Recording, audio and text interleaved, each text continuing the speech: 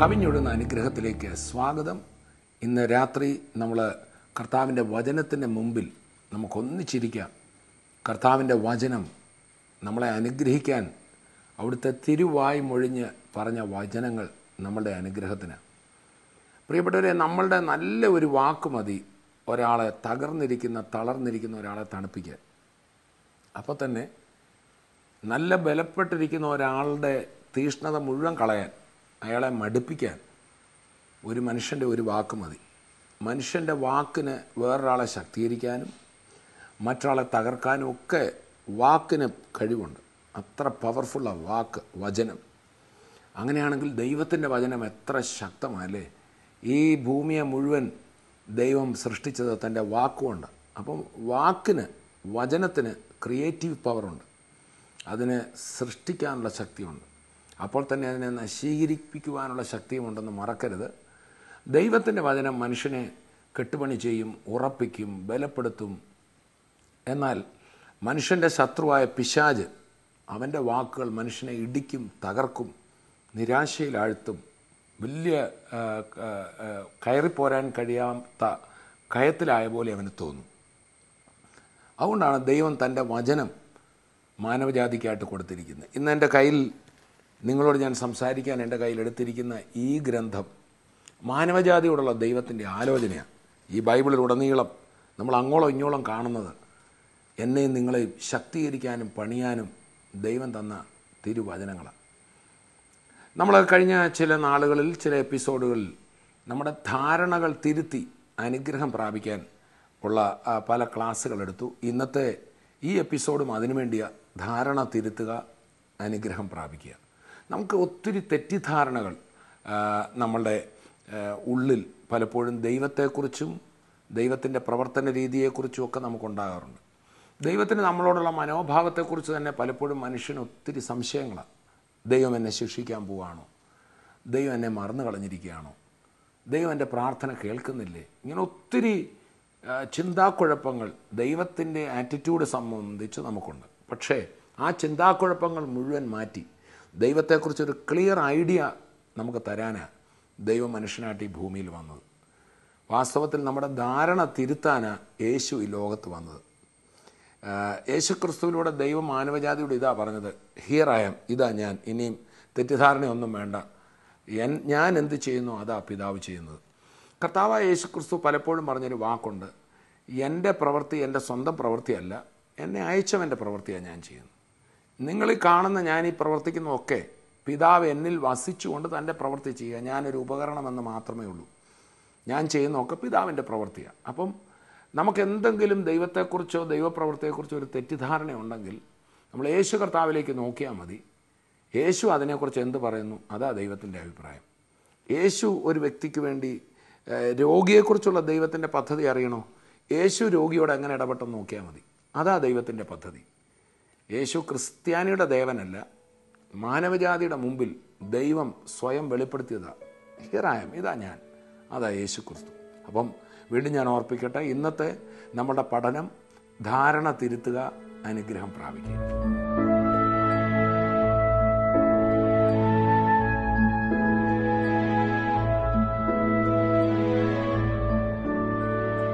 ഞാൻ മുമ്പൊരു എപ്പിസോഡിൽ ഓർപ്പിച്ചതുപോലെ ദൈവത്തെക്കുറിച്ചും ദൈവത്തിന് നമ്മളോടുള്ള മനോഭാവത്തെക്കുറിച്ചുമുള്ള തെറ്റിദ്ധാരണകൾ വരുത്തിയ പിശാച് എപ്പോഴും കൺഫ്യൂഷൻ ഉണ്ടാക്കി മനുഷ്യനെ ദൈവാനുഗ്രഹത്തിൽ നിന്ന് മാറ്റിക്കളയാൻ. ഏദൻ തോട്ടം മുതലേ ദൈവത്തെക്കുറിച്ചുള്ളൊരു തെറ്റായ ചിന്താഗതി മനുഷ്യന് കൊടുക്കാൻ പിശാച് ആഗ്രഹിച്ചു. നമുക്കറിയാം, മനുഷ്യനെ ദൈവം സ്വന്തം മനസ്സിൽ സൃഷ്ടിച്ചത്, ആരും ആവശ്യപ്പെട്ടിട്ടല്ല. ദൈവത്തിൻ്റെ തിരുഹൃദയത്തിലിരുന്ന ആഗ്രഹമാണ് തൻ്റെ സ്വരൂപത്തിൽ തനിക്ക് ഇടപെടാൻ പറ്റുന്ന, തൻ്റെ സ്നേഹം പങ്കിടാൻ പറ്റുന്ന ഒരു കൂട്ടത്തെ എനിക്കുണ്ടാകണമെന്ന് ദൈവം ആഗ്രഹിച്ചതുകൊണ്ടാണ് സ്വന്തം സ്വരൂപത്തിൽ, സ്വന്തം ശ്വാസത്തിൽ നിന്ന് അവിടുന്ന് മനുഷ്യനെ സൃഷ്ടിക്കുക. ആ മനുഷ്യനുമായിട്ട് മാത്രമേ ദൈവത്തിന് കൂട്ടായ്മ ആചരിക്കാനൊക്കത്തുള്ളൂ. അതിനുവേണ്ടിയാണ് മനുഷ്യനെ ദൈവം സൃഷ്ടിച്ചത്. തനിക്കൊന്ന് കൂടെ നടക്കാൻ, ഒരു സ്നേഹിതനെ പോലെ, ഒരപ്പനായി, ഒരമ്മയായി, ഒരു സഹോദരനായി. നമുക്കറിയാമല്ലോ, നമ്മുടെ വീട്ടിൽ നമുക്ക് അപ്പനുണ്ട്, നമുക്ക് അമ്മയുണ്ട്, സഹോദരങ്ങളുണ്ട്. നമ്മളിൽ പലരും അപ്പൻ്റെയും മകൻ്റെയും സഹോദരൻ്റെയും മകളുടെയും ഒക്കെ റോളിൽ നമ്മൾ നിൽക്കുകയാണ്. അപ്പോൾ അതെല്ലാം കൂടെ ഉള്ളതല്ലേ ഒരു വീട്, ഒരു ബന്ധങ്ങളുടെ സ്ഥലമാണ് വീട്. ആയതുപോലെ ഒരു ബന്ധത്തിൻ്റെ ആളാകാനാണ് ദൈവം ആഗ്രഹിച്ചത്. ദൈവത്തിലൊരു പിതാവുണ്ട്, ദൈവത്തിലൊരു സഹോദരനുണ്ട്, ദൈവത്തിലൊരു അമ്മയുണ്ട്. അതാണ് പറയുന്നത്, ഒരു അമ്മ തൻ്റെ കുഞ്ഞിനെ മറന്നാലും ഞാൻ നിന്നെ മറക്കയില്ല എന്ന് പറയണമെങ്കിൽ ദൈവത്തിൻ്റെ മാതൃഹൃദയം അവിടെ വെളിപ്പെടുന്നു. യേശുക്രിസ്തുവിനെക്കുറിച്ച് നമ്മുടെ ജ്യേഷ്ഠ സഹോദരൻ എന്ന നിലയിൽ എബ്രായ ലേഖനം 2-ാം അധ്യായത്തിൽ നമുക്ക് കാണാൻ സാധിക്കും. അതെ, ദൈവത്തിലൊരു സഹോദരനുണ്ട്, ദൈവത്തിലൊരു പിതാവുണ്ട്, ദൈവത്തിലൊരു കൂട്ടുകാരനുണ്ട്, ദൈവത്തിൽ എന്തൊക്കെയാണ്, ഒരു ഭർത്താവുണ്ട്, കാന്തൻ എന്ന് പറയുന്നുണ്ടല്ലേ. അപ്പോൾ ഒരു ബന്ധത്തിൻ്റെ ആളാണ് ദൈവം. കുറേ ദൂതന്മാരെ സൃഷ്ടിച്ചു, ആജ്ഞാനുവർത്തികളായി അവർ താൻ പറയുന്ന അനുസരിക്കുന്ന ഒന്നല്ല. That's a place of relationship.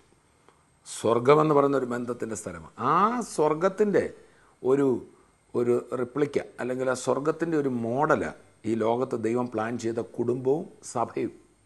ഒരു വീടും സഭയും എല്ലാം ദൈവത്തിൻ്റെ വിശാല കുടുംബങ്ങളാണ്. അവിടെ വാസം ചെയ്ത് തൻ്റെ സ്നേഹം മാനവജാതിയുമായിട്ട് പങ്കിടാൻ കർത്താവ് ആഗ്രഹിക്കുക. പ്രിയപ്പെട്ടവരെ, എന്നാൽ അതിൻ്റെ തുടക്കമായിരുന്നു ഏദൻ തോട്ടത്തിൽ ദൈവം തൻ്റെ സാദൃശ്യത്തിൽ പുരുഷനെ സൃഷ്ടിച്ചു, ആദമിനെ സൃഷ്ടിച്ചു, അവൻ്റെ വാരിയിൽ നിന്ന് ഹവ്വയെ സൃഷ്ടിച്ചു. അവരുടെ മധ്യത്തിലൊരു പിതാവായി ദൈവം ഇരുന്ന് അവരുമായി സംസാരിക്കുകയും അവരുടെ കൂടെ നടക്കുകയും അവരുടെ നടുവിൽ വസിക്കുകയും ഒക്കെ ചെയ്യുന്നതായിട്ടാണ് നമ്മൾ കാണുന്നത്. എന്നാൽ മനുഷ്യൻ്റെ ശത്രുവായ പിശാച്, ദൈവത്തിൻ്റെ ശത്രുവായ പിശാച് അതിനിടയിലേക്ക് വരികയാണ്. സാത്താൻ മനുഷ്യനോട് പറഞ്ഞു, ദൈവം നിങ്ങളുടെ നന്മയിലല്ല ആഗ്രഹിക്കുന്നത്.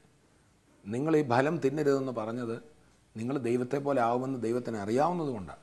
പക്ഷേ നിങ്ങൾ ഈ ഫലം തിന്നാൽ നിങ്ങൾ ദൈവത്തെ പോലെ ആകും. അപ്പോൾ ദൈവം അവരുടെ ഏറ്റവും നന്മ മാത്രം ആഗ്രഹിച്ചു. ദൈവത്തിന് മനുഷ്യനെ സൃഷ്ടിക്കേണ്ട ആവശ്യമുണ്ടായിരുന്നില്ല. അവനെ പൊടിയിൽ നിന്ന് കൊണ്ടുവന്ന് സർവാനുഗ്രഹങ്ങളും അവന് കൊടുത്ത് അവനെ നിർത്തിയപ്പോൾ അവൻ്റെ നന്മയാണ് ദൈവം ആഗ്രഹിക്കുന്നത്.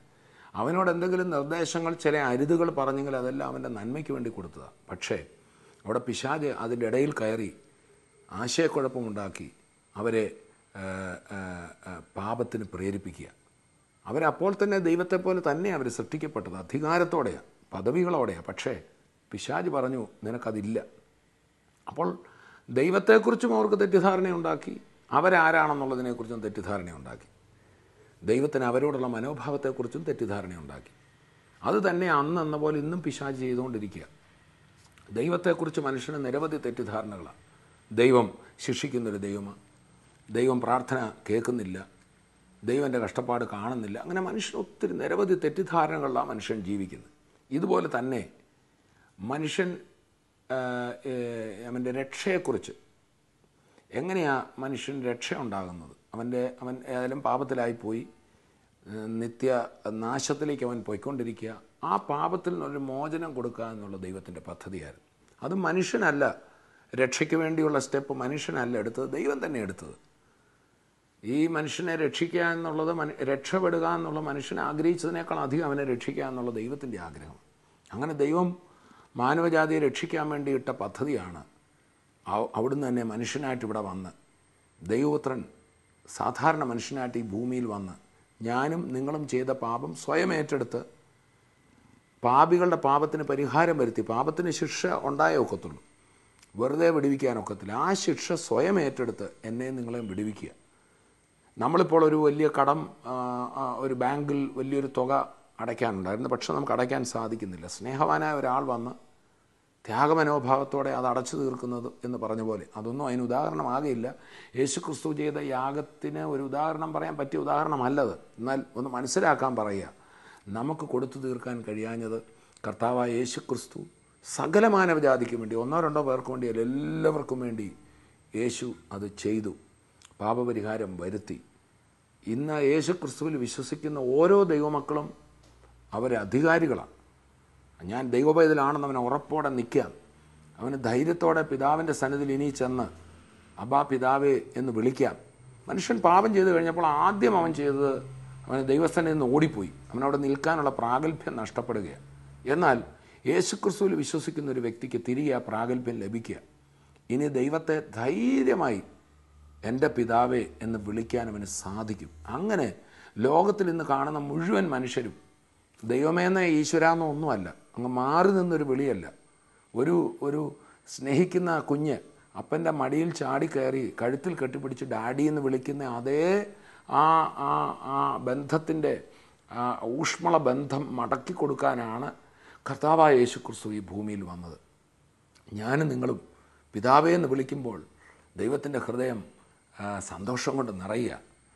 എന്നാൽ ഇന്ന് യേശു ക്രിസ്തുവിൽ വിശ്വസിച്ചവരിലും ഒത്തിരി കൺഫ്യൂഷൻ സാത്താൻ ഇടുവാൻ ആഗ്രഹിക്കുക. ദൈവം നിന്നെ അങ്ങനൊന്നും അംഗീകരിക്കില്ല, നീ അങ്ങനൊന്നും കയറി പിതാവേ എന്ന് വിളിക്കാനൊക്കില്ല, പെട്ടെന്നൊന്നും നിൻ്റെ പാപം പോയിട്ടില്ല, യേശുക്രിസ്തുവിൽ വിശ്വസിച്ച ഉടനെ അങ്ങ് വിശുദ്ധനായെന്ന് കരുതരുത്. അങ്ങനെ യേശുക്രിസ്തുവിലുള്ള വിശ്വാസം പോരാ, അല്ലെ വിശ്വസിച്ചുകൊണ്ട് മാത്രമായില്ല, ഇനി എന്തൊക്കെയോ ചെയ്താലേ ദൈവം അംഗീകരിക്കത്തുള്ളൂ. പിന്നെ ഒരു ഗിൽറ്റിലാണ് പലപ്പോഴും വിശ്വാസികൾ തന്നെ നിൽക്കുന്നത്. ഞാൻ ഒരിക്കൽ കൂടെ പറയട്ടെ, നിങ്ങൾ യേശുക്രിസ്തുവിൽ വിശ്വസിച്ച നിമിഷം പിതാവ് നിങ്ങളെ നീതീകരിച്ച് കഴിഞ്ഞിരിക്കുക. ചുരുക്കി പറഞ്ഞാൽ യേശുക്രിസ്തു എൻ്റെ പാപപരിഹാരത്തിനായി മരിച്ചു, അടക്കപ്പെട്ടു, ഉയർത്തു എന്ന് ഏതെങ്കിലും ഒരു വ്യക്തി വിശ്വസിക്കുന്ന നിമിഷം, അങ്ങനെ ലോകം മുഴുവൻ വിശ്വസിക്കാൻ വേണ്ടി സുവിശേഷീകരണം എന്നൊരു കാര്യം തന്നെ കർത്താവ് വെച്ചത്. ഉയർത്തെഴുന്നതിന് ശേഷം കർത്താവ് പറഞ്ഞു, നിങ്ങൾ ഭൂലോകത്തിലൊക്കെ പോയി സകല സൃഷ്ടിയോടും ഈ സുവിശേഷം പറയണം. എന്താ സുവിശേഷം? ഞാൻ മരിച്ചു, ഉയർത്തെഴുന്നേറ്റ്. അതാര് വിശ്വസിക്കുന്നു അവർക്ക് നിത്യജീവനുണ്ട്, അവർക്ക് പാപമോചനമുണ്ട്. അത് വിശ്വസിച്ചാൽ മതി. എനിക്കിപ്പം വേറൊരു സഭയിലുള്ള ഒരാളെ നിങ്ങളുടെ വിശ്വാസം ശരിയല്ല, ഞങ്ങളാ ചൊവ്വേ വിശ്വസിച്ചെന്ന് പറയാൻ എനിക്ക് അധികാരമില്ല. അവരവർക്ക് ശോധന ചെയ്യാം. യേശുക്രിസ്തുവിനെ ഹൃദയത്തിൽ വിശ്വസിച്ച കർത്താവായി അംഗീകരിച്ച മുഴുവൻ വ്യക്തികളും ദൈവമക്കളാണ്. അതുകൊണ്ടാണ് യോഹന്നാൻ്റെ സുവിശേഷം 1-ാം അധ്യായം 12-ാം വാക്യത്തിൽ നമ്മളിങ്ങനെ വായിക്കുന്നു, അവനെ കൈക്കൊണ്ട് അവൻ്റെ നാമത്തിൽ വിശ്വസിക്കുന്ന ഏവർക്കും ദൈവമക്കളാകുവാൻ അവൻ അധികാരം കൊടുത്തു. അവിടെ സഭയുടെ പേരൊന്നും എഴുതിയിട്ടില്ല, അവിടെ സംഘടനാ വ്യത്യാസങ്ങളൊന്നും എഴുതിയിട്ടില്ല, മതം എഴുതിയിട്ടില്ല. Anyone who believes in the name of Jesus has become a child of God. യേശു ക്രിസ്തുവിൽ വിശ്വസിക്കുന്ന ഓരോ വ്യക്തിയും ദൈവവേദനായി മാറിക്കഴിഞ്ഞു. എന്നാൽ 1-ാം നൂറ്റാണ്ടിൽ അങ്ങനെ കർത്താവിൽ വിശ്വസിച്ച പ്രിയപ്പെട്ടവരെ തന്നെ പിശാച് പലപ്പോഴും പല ഉപദേശകരെ കയ്യിലെടുത്ത് സഭകളിൽ അവരെ അയച്ചിട്ട്, നിങ്ങൾ ശരിയായ വിശ്വാസി ആയിട്ടില്ല, നിങ്ങൾ രക്ഷിക്കപ്പെട്ടിട്ടില്ല, നിങ്ങൾക്ക് അങ്ങനെ കയറി അബ്ബാപിതാവെ എന്ന് വിളിക്കാനൊക്കില്ല, നിങ്ങൾ നീതീകരിക്കപ്പെട്ടിട്ടില്ല, ഇനി ചില കർമ്മങ്ങൾ കൂടെ ചെയ്യണം, പഴയ നിയമത്തിലെ ആചാരാനുഷ്ഠാനങ്ങൾ നിങ്ങൾ അനുവർത്തിക്കണം, പരിച്ഛേദന ചെയ്യണം എന്നൊക്കെ പറഞ്ഞ് കൺഫ്യൂഷൻ ഉണ്ടാക്കി. അപ്പോൾ ആ ധാരണ പിശകിനെ അവരെ ക്രിസ്തു എന്താക്കിയോ അതായില്ലെന്നുള്ള അവരുടെ മനസ്സിലെ ആ തെറ്റിദ്ധാരണയെ, ധാരണ പിശകിനെ മാറ്റാൻ വേണ്ടി അപ്പോസ്തലന്മാരെ ദൈവം ഉപയോഗിച്ച് പല ലേഖനങ്ങൾ എഴുതി, പ്രസംഗങ്ങൾ ചെയ്തു.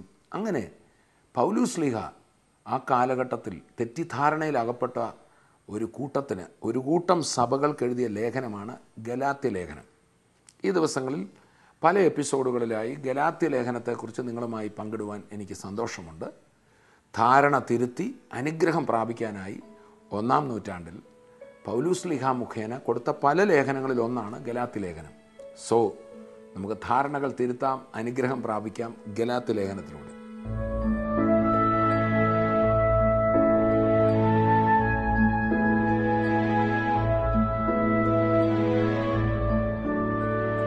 സോ നമുക്ക് ഗലാത്യ ലേഖനത്തിലേക്ക് വരാം. വീണ്ടും ഞാൻ ഓർപ്പിക്കട്ടെ, 1-ാം നൂറ്റാണ്ടിലെ വിശ്വാസികൾ, യേശുക്രിസ്തുവിൽ വിശ്വസിച്ചവർ തന്നെ തങ്ങളുടെ രക്ഷ ശരിയായോ, എൻ്റെ പ്രാർത്ഥന ദൈവം കേൾക്കുമോ, ദൈവം എന്നെ അംഗീകരിച്ചോ എന്നൊക്കെ സംശയമുണ്ടായി ഒരു കൂട്ടം വിശ്വാസികൾക്ക്. ആ വിശ്വാസികൾക്ക് സംശയം ഉണ്ടായത് വെറുതെ അല്ല, അവർ വിശ്വസിച്ചപ്പോൾ നല്ല സന്തോഷവും അഭിഷേകവും ഒക്കെ കിട്ടിയതാണ്. പക്ഷേ ചില ആൾക്കാർ ആ കൂട്ടങ്ങളിലേക്ക്, ആ സഭകളിലേക്ക് നുഴഞ്ഞു വന്നിട്ട്, നിങ്ങൾ ശരിയായ വിശ്വാസികളായിട്ടില്ല, അങ്ങനെയൊന്നും പെട്ടെന്ന് കയറി വിശ്വസിച്ചാൽ ഉടനെ ദൈവമക്കളായെന്ന് പറഞ്ഞ് തുള്ളിച്ചാടാൻ വരട്ടെ, കൈകൊട്ടാൻ വരട്ടെ, പാടാൻ വരട്ടെ എന്നൊക്കെ പറഞ്ഞ് സംശയം ഉളവാക്കാൻ പിശാച് ചിലരെ ഉപയോഗിച്ചു. പക്ഷേ അങ്ങനെ സഭകളിൽ പോയി ഉപദേശം പറഞ്ഞ ഈ ആൾക്കാർ കേട്ടാൽ വലിയ ആത്മീയതയാണെന്നൊക്കെ തോന്നും. പക്ഷേ അവർ വിശ്വാസികളുടെ ധൈര്യം കളയുകയായിരുന്നു. എന്തിനാ പിശാച് വിശ്വാസികളുടെ ധൈര്യം കളയുന്നത്? കളഞ്ഞാൽ വിശ്വാസി ഇനി ഒരിക്കലും പിശാചിനൊരു തലവേദനയായിരിക്കത്തില്ല. യേശുക്രിസ്തുവിൽ വിശ്വസിച്ച ഏതൊരു ദൈവവേദനും, ഒരു കൊച്ചു കുഞ്ഞായിക്കൊള്ളട്ടെ, പിശാചിനെതിരെ തിരിഞ്ഞ് യേശുവിൻ്റെ നാമത്തിൽ വിട്ടുപോകുമെന്ന് പറയാനുള്ള അധികാരമുണ്ട്. പക്ഷേ ദൈവം എനിക്ക് അധികാരം തന്നിട്ടുണ്ടോ എന്ന് ഉറപ്പില്ലെങ്കിൽ എങ്ങനെ കൽപ്പിക്കും? അങ്ങനെ പിശാചിനിവിടെ സ്വൈരവിഹാരം നടത്തണമെങ്കിൽ ഭവനങ്ങളെ തകർത്ത് വെക്കണമെങ്കിൽ, രോഗികളെ ബന്ധനത്തിൽ വെക്കണമെങ്കിൽ, മദ്യപാനികളെ തകർത്ത് വെക്കണമെങ്കിൽ, ഇവിടെ ഇരിക്കുന്ന സഭയിലുള്ള വിശ്വാസികളെല്ലാം കൂടെ പറഞ്ഞാൽ മതി, അയ്യോ നമുക്കൊന്നും സുവിശേഷ വേല ചെയ്യാനൊക്കത്തില്ല, അങ്ങനെ പെട്ടെന്ന് പോയി മദ്യപാനിയോടൊന്നും യേശുക്രിസ്തുവിനെക്കുറിച്ച് പറയരുത്. ദുരാത്മാവ് ബാധിച്ച ഒരു വ്യക്തിയിലെ ദുരാത്മാവിനെ ശാസിക്കരുത്, അത് ഇങ്ങോട്ട് കയറി പിടിക്കും, അതുപോലെ പ്രത്യേക വരമുള്ളവരെ എന്നൊക്കെ പറഞ്ഞ് വിശ്വാസികളെ നമ്മൾ ഇടുക്കുമ്പോൾ ദൈവരാജ്യം വിശാലമാകില്ല. പ്രിയപ്പെട്ടവരെ, നമ്മുടെ പെർഫെക്ഷൻ കൊണ്ടല്ല, നമ്മുടെ സ്വയത്തിൽ നിന്ന് വരുന്ന, നമ്മളുടെ പ്രവർത്തിച്ച് നേടിയ ആ പൂർണ്ണത കൊണ്ടല്ല നമ്മൾ സുവിശേഷ വേല ചെയ്യുന്നത്. കർത്താവ് നമ്മുടെ മേൽ തന്ന നീതി കൊണ്ടാണ്. പൗലുസ്ലിഹ പറയുകയാണ്, ന്യായപ്രമാണത്തിൽ നിന്നുള്ള എൻ്റെ സ്വന്തം നീതിയിലല്ല ഞാൻ ആശ്രയിക്കുന്നത്, വിശ്വസിക്കുന്നവർക്ക് ദൈവം നൽകുന്ന നീതിയിലാണ് ഞാൻ ആശ്രയിക്കുന്നത്. ഞാനിതൊക്കെ ചെയ്തു, ഞാൻ പ്രാർത്ഥിച്ചു, ഞാൻ ഉപവസിച്ചു, ഞാൻ ന്യായപ്രമാണം മുഴുവൻ അനുഷ്ഠിച്ചു, അങ്ങനെ എൻ്റെ സ്വന്തം പ്രവൃത്തിയിൽ ഞാനൊക്കെ ഇപ്പോൾ ബെസ്റ്റാണ്, എനിക്കിപ്പോൾ തെറ്റൊന്നുമില്ല എന്ന് പറഞ്ഞ് എനിക്ക് കിട്ടുന്ന സ്വയനീതിയിലല്ല എൻ്റെ ആശ്രയം. കാരണം ഇപ്പോൾ എനിക്ക് കുറച്ച് നന്നായിട്ട് തോന്നിയാൽ നാളെ എപ്പോഴാണ് എനിക്ക് കാല് വഴുകുന്നതെന്നറിയില്ല. പക്ഷെ ഞാൻ ആശ്രയിക്കുന്നത്, എനിക്ക് പെശകുകളുണ്ടെങ്കിലും തെറ്റുകളുണ്ടെങ്കിലും എൻ്റെ പാപം ഏറ്റെടുത്ത യേശു ക്രിസ്തുവിൻ്റെ യാഗത്തിൽ ഞാൻ വിശ്വസിക്കുക. യേശു എൻ്റെ പാപം ഏറ്റെടുത്തുകൊണ്ട്, എൻ്റെ പാപം ഏറ്റെടുത്തിട്ട് താൻ പാപിയായി മരിച്ചിട്ട് ഇവൻ നീതിമാനാണ്, തോമസ് ഊട്ട് നീതിമാനായി എന്ന് പറഞ്ഞ് അവൻ എന്നെ നീതീകരിച്ചു.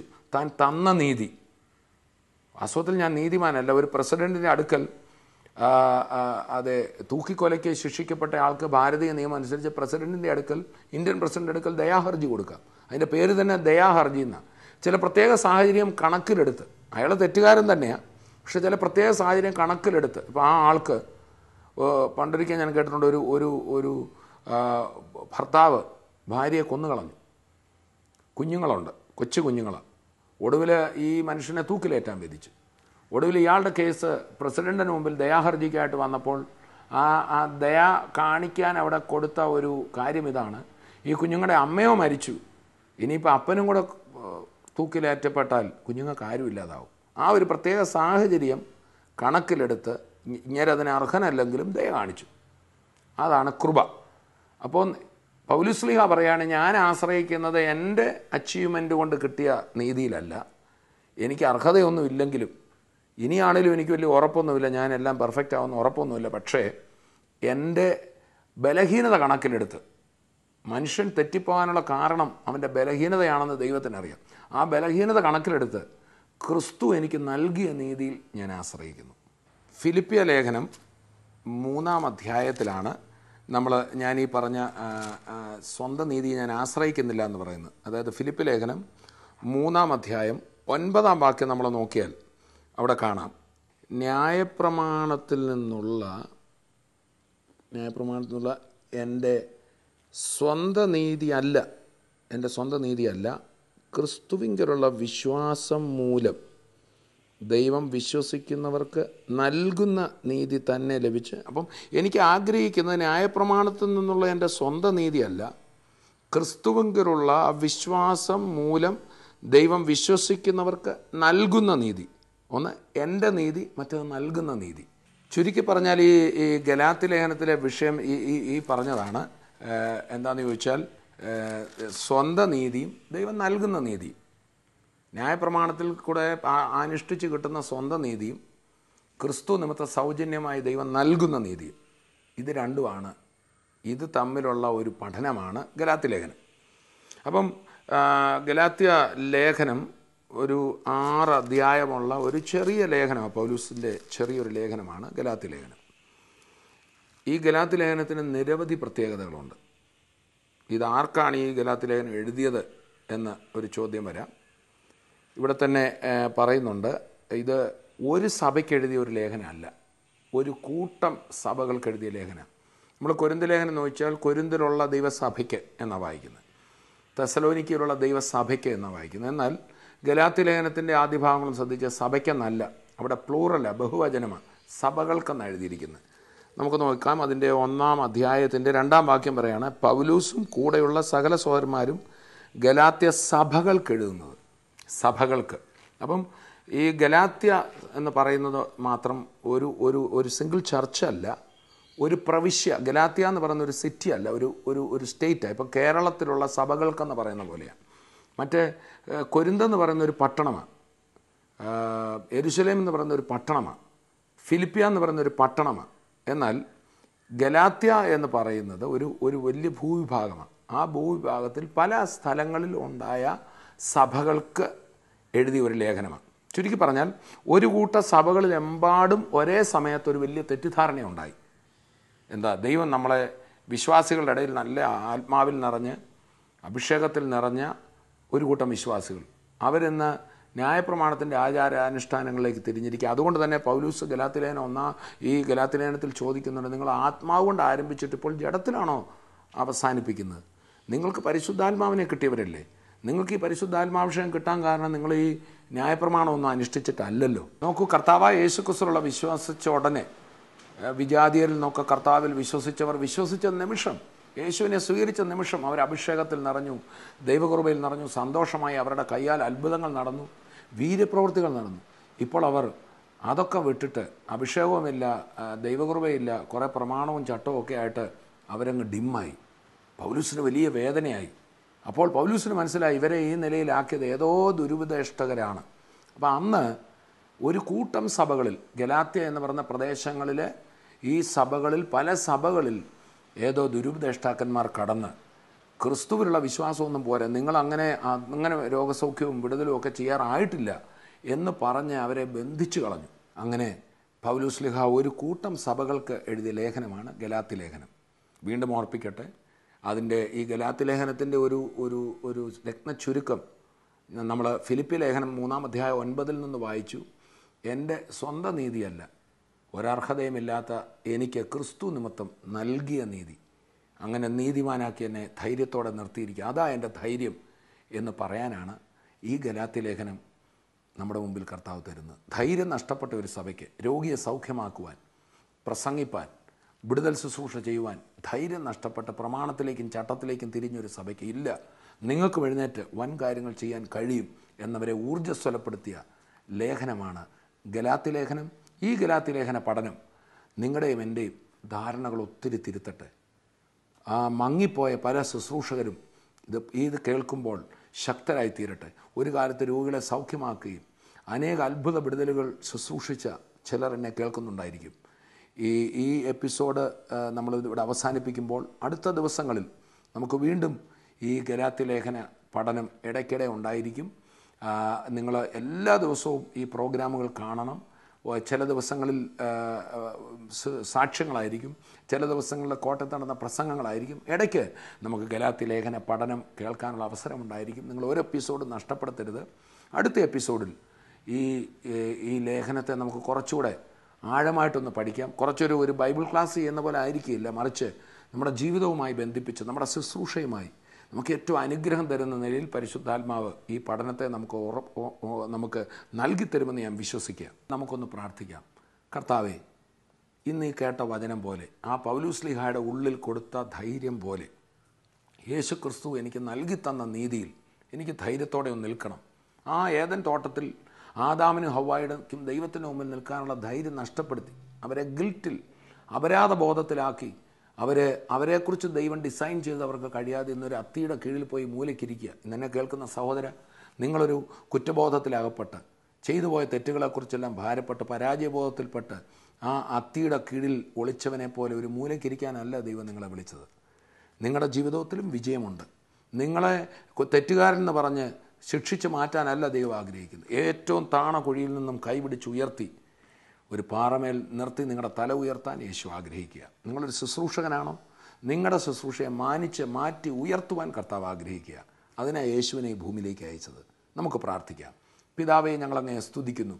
ഗലാത്യ ലേഖനം പഠിക്കുവാൻ ഞങ്ങൾ തുടങ്ങുമ്പോൾ ഇന്ന് കർത്താവ് ഞങ്ങളോട് സംസാരിച്ച വചനങ്ങൾക്കായി സ്തോത്രം. യേശു കർത്താവിനെ ഈ ഭൂമിയിൽ അയച്ചത് ഞങ്ങൾക്ക് ധൈര്യവും ഉറപ്പും ബലവും തരുവാനാണ്. ഇന്നെന്നെ കേട്ടുകൊണ്ടിരിക്കുന്ന ഓരോ വ്യക്തികളെയും കർത്താവ് അറിയുന്നുണ്ടല്ലോ. അവരിൽ പലരും നിരാശപ്പെട്ടവരും തകർന്നവരും ഇനി എന്ത് ചെയ്യണം, എൻ്റെ ജീവിതത്തിൽ എനിക്ക് ആരുമില്ല, ഞാൻ തളർന്നായിരിക്കുന്നെന്ന് പറഞ്ഞവരെന്നെ കേട്ടല്ലോ കർത്താവ്. ഇന്ന് കേട്ട വചനം യേശുക്രിസ്തുവിൻ്റെ കൃപ, യേശുക്രിസ്തുവിൻ്റെ സ്നേഹം എനിക്കുള്ളതുകൊണ്ട് എനിക്ക് ധൈര്യത്തോടെ നിൽക്കുവാൻ പറഞ്ഞുകൊണ്ട് തല ഉയർത്തി എഴുന്നേൽക്കുവാൻ മക്കളെ സഹായിക്കണം. യേശുക്രിസ്തുവിൻ നാമത്തിൽ ഞങ്ങളവരെ അനുഗ്രഹിക്കുകയാണ് കർത്താവെ. രോഗികളുടെ മേൽ ഇപ്പോൾ തന്നെ കരം നീട്ടണമേ. അത്ഭുത സൗഖ്യത്തിനായി സ്തോത്രം. കടഭാരങ്ങൾ, സാമ്പത്തിക പ്രശ്നങ്ങൾ മാറട്ടെ. കുടുംബ തകർച്ചകൾ, വിദ്യാഭ്യാസം, ഇങ്ങനെ പല ഏറിയയിൽ ഭാരപ്പെടുന്നവർ എന്നെ കേൾക്കുന്നു. കർത്താവിൻ്റെ കരം നീട്ടുന്നതിനായി സ്തോത്രം. അപ്പോൾ തന്നെ കർത്താവെ, ശുശ്രൂഷയിൽ മങ്ങി എനിക്കിനി അതൊക്കെ ചെയ്യാൻ സാധിക്കുമോ, എൻ്റെ വിശ്വാസം നഷ്ടപ്പെട്ടു പോയോ എന്നൊക്കെ പറഞ്ഞ് ശക്തമായി ശുശ്രൂഷിച്ച ചിലർ ഇന്ന് മങ്ങിയെന്ന സ്ഥിതിയിലുണ്ട്. കർത്താവായ യേശുവിൻ്റെ കൃപയാൽ അവർ ശക്തിപ്പെടട്ടെ. അവരെ അനുഗ്രഹിക്കുകയാണ്. കർത്താവിൻ്റെ കരം നീട്ടിയതിനായി സ്തോത്രം. പ്രാർത്ഥന കേട്ടതിനായി നന്ദി. യേശുവിൻ നാമത്തിൽ തന്നെ ആമേൻ. ഇനി പരാജയനായിരിക്കാനല്ല, തല ഉയർത്തുവാനാണ് ദൈവം നിങ്ങളെ വിളിച്ചിരിക്കുന്നത്. ഇനിയും നമ്മൾ ഗലാത്യ ലേഖനം പഠിക്കും മറ്റൊരു എപ്പിസോഡിൽ. എന്നാൽ എല്ലാ ദിവസവും നമുക്ക് ഈ പ്രോഗ്രാമുണ്ട്. നാളെ രാത്രി വീണ്ടും കാണും വരെയും കർത്താവ് തൻ്റെ കൃപയിൽ നമ്മെ സൂക്ഷിക്കട്ടെ. I bless you in Jesus name. ആമേൻ. നവംബർ 4 വെള്ളി മുതൽ നവംബർ 9 ബുധൻ വരെ പ്രത്യേക ശുശ്രൂഷകൾക്കായി തങ്കു ബ്രദറും തോമസ് കുട്ടി ബ്രദറും കുവൈറ്റിൽ. നവംബർ 4 വെള്ളി രാവിലെ 10 ആരാധനായോഗവും വിടുതൽ ശുശ്രൂഷയും. നവംബർ 5, 6 ശനി ഞായർ രാവിലെ 10 വൈകിട്ട് 6 TV പ്രേക്ഷക സംഗമവും വിടുതൽ ശുശ്രൂഷയും. മറീന ഹാൾ, ഗൾഫ് മാർട്ടിന് സമീപം, അബ്ബാസിയ. നവംബർ 7, 8, 9 തിങ്കൾ ചൊവ്വ ബുധൻ carnival of Joy Kuwait. Live worship by Jesus Generation at 6 p.m. Powerful messages, deliverance sessions. Marina Hall, near Gulf Mart, Abbasiya.